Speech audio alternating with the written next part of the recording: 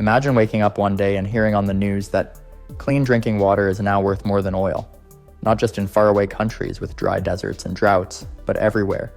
From big cities to small towns, people would start lining up at water stations the same way they once lined up for gas during oil shortages in the 1970s. Supermarkets would have empty shelves where bottled water used to be, and people would begin hoarding whatever they could find.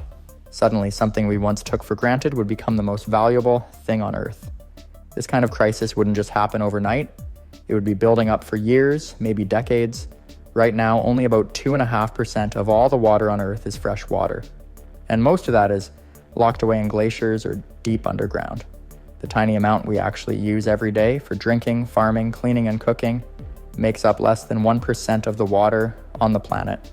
As populations grow, especially in places with already limited water supplies, and as temperatures rise from climate change, that 1% starts to stretch thinner and thinner. In this future, countries that were already dealing with water stress, like parts of Africa and the Middle East and Western United States, would hit their breaking point first. Cities like Phoenix, Cairo, and New Delhi might see people migrating out, not because of war, but because of thirst.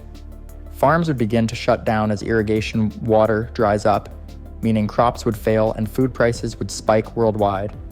And when food gets more expensive, that leads to even more instability. Meanwhile, some countries that have always had plenty of rain, like Canada, Norway, or New Zealand, could suddenly find themselves in a powerful new position. Their natural water supplies would become as valuable as oil fields. But that might not be good news either. With fresh water now more precious than crude oil, countries would start guarding it like a national treasure. Rivers that cross borders might become political flashpoints. Imagine disputes over the Nile, the Mekong, or the Colorado River turning into international standoffs. People would also begin to treat water differently.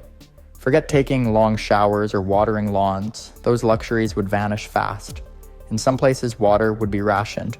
You might get a daily limit, tracked with smart meters installed in every home.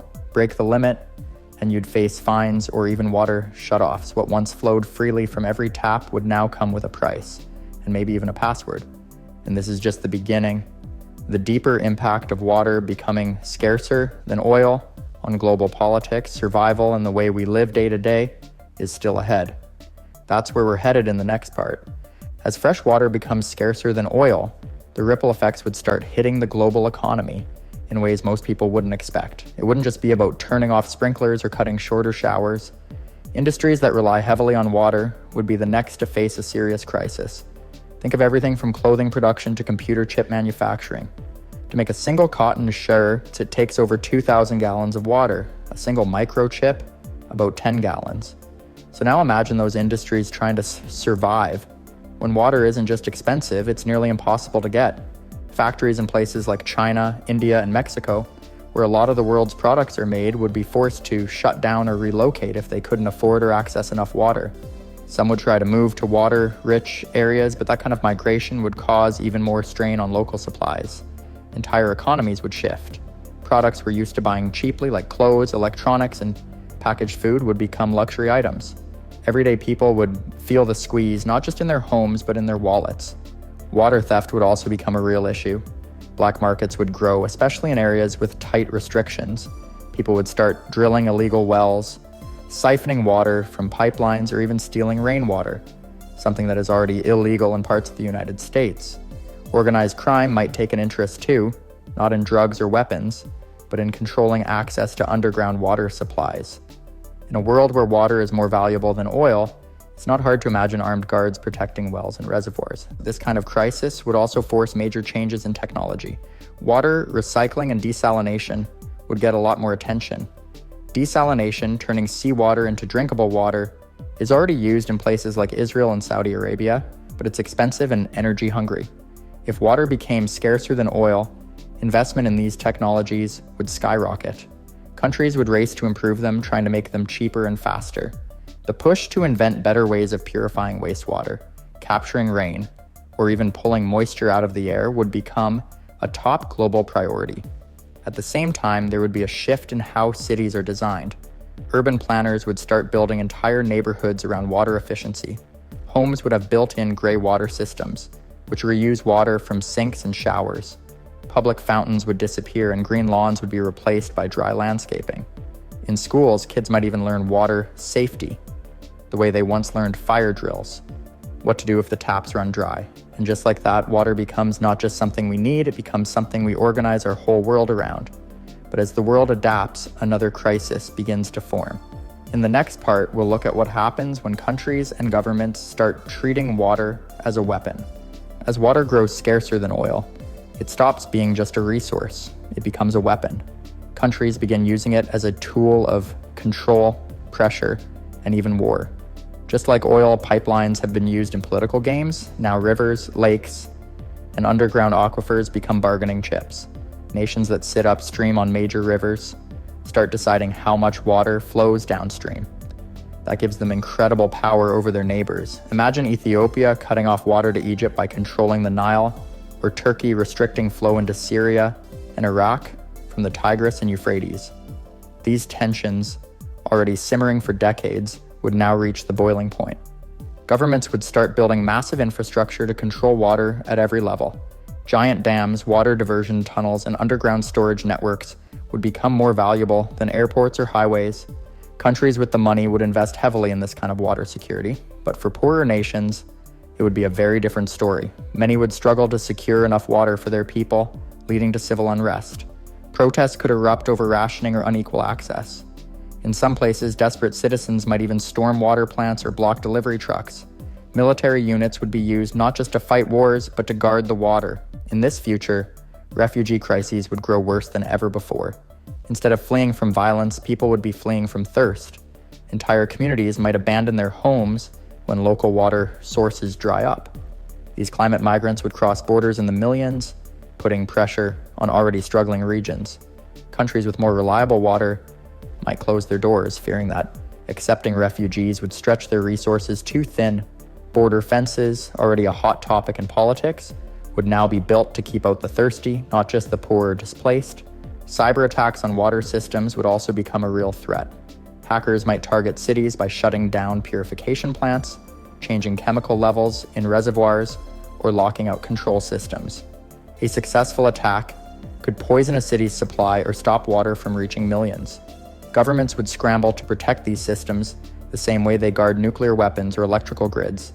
Just like oil refineries have been targeted in the past, water infrastructure would become a key focus in national security planning. Even within countries, water would divide people. Wealthier neighborhoods might have access to advanced filtration systems, private storage tanks, or direct pipelines to remaining clean sources. Poorer communities, meanwhile, would rely on ration cards and government deliveries if they're lucky. Protests and riots over unequal access would become a regular part of life. The phrase water rights would take on a new dangerous meaning, not just in courts, but in the streets. As the world turns water into a weapon, the cracks in society grow deeper. In the final part, we'll look at how this crisis could reshape humanity's future, and whether there's any way to pull back before it's too late. In a future where fresh water is scarcer than oil, the world doesn't just change, it transforms completely. The way humans live, govern, and even think is reshaped by the reality of survival. Societies would begin to split into two kinds, those that adapted in time and those that collapsed under the pressure. Cities that once seemed unstoppable, like Los Angeles, Dubai, and Beijing, might fade into history if they failed to find new ways to manage water. Meanwhile, smaller cities built near glaciers, lakes, or consistent rainfall could rise in importance, becoming the new centers of trade, innovation, and power. New political systems would emerge too. Governments that once relied on promises of jobs or freedom might now be judged by how well they can keep water flowing. Leaders who control it would hold the loyalty of their people, at least for a while. Some regions might even move toward local water councils or citizen-led resource boards, especially where national systems fail. These new forms of leadership wouldn't be built around ideology or economics, they'd be built around access. Whoever can keep families hydrated, crops growing, and communities safe would lead, no matter their background or beliefs. Technology would continue to evolve, but not in the way we know it now. Instead of flashy consumer gadgets, the biggest breakthroughs would happen in water science. New kinds of filters, atmospheric water harvesters, and drought-proof crops would become the gold standard of innovation. Entire universities and tech companies would dedicate themselves to squeezing every drop of water from the sky, soil, or sea. Some breakthroughs might seem like science fiction at first, like genetically engineered plants that pull moisture straight from the air, or homes built with walls that capture and clean condensation. But in this world, those ideas would be life-saving realities. Even space exploration might play a role. Moon and Mars missions have already taught scientists how to recycle water endlessly in tight systems. That same technology could be adapted back on Earth, especially in cities with no access to reliable sources. Wealthy nations and tech companies would invest in sealed water loop systems, where no drop is wasted and every bit of moisture is reused over and over again. These systems would likely start in places like hospitals and government centers, but could eventually find their way into homes and public buildings. Despite all the struggle, this future wouldn't be entirely bleak. People would learn to value water more than ever before. Education would shift to teach the importance of every drop from an early age. Art, culture, and religion might begin to revolve around water again, the way they did in ancient civilizations. Festivals might celebrate rainfall, and water conservation heroes could become national figures. Humanity would adapt, not because it wants to, but because it must. And through that adaptation, there's a chance for a smarter, more careful world. A world that finally learns to treat water not as a given, but as the most precious thing we have. The real question is, do we have to wait for that future to come before we start making changes now? Or is there still time to act before thirst becomes the new normal?